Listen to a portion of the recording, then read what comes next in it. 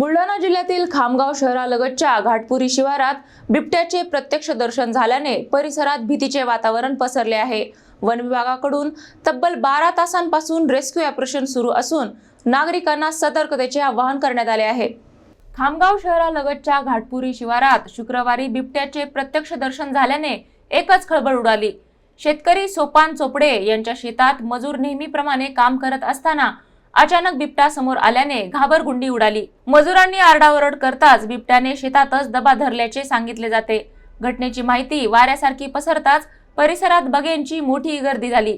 परिस्थितीचे गांभीर्य लक्षात घेऊन शिवाजीनगर पोलीस आणि वन विभागाचे पथक तात्काळ घटनास्थळी दाखल झाले। बिबट्याला जेरबंद करण्यासाठी तब्बल 12 तासांपासून रेस्क्यू ऑपरेशन सुरू होते, मात्र अद्याप तो हाती लागलेला नाही। वन विभागाने नागरिकांना शेतात एकटे न जाण्याचे, रात्री विशेष खबरदारी घेण्याचे आणि अफवा न पसरवण्याचे आवाहन दिले आहे। या घटनेमुळे घाटपुरी आणि परिसरात दहशतीचे सावट पसरले असून बिबट्या पकडला जाण्याची प्रतीक्षा सर्वांना लागली आहे।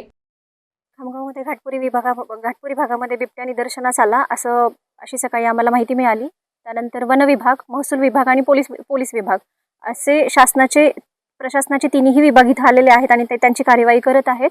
नागरिकांना सतर्कतेचा इशारा दिलेला आहे आणि त्यांची सेफ्टी म्हणून इथून हा प्रीमाइस पूर्ण खाली केलेला आहे आणि शोधकार्य चालू आहे। तर लवकरच त्यांना पकडलं जाईल।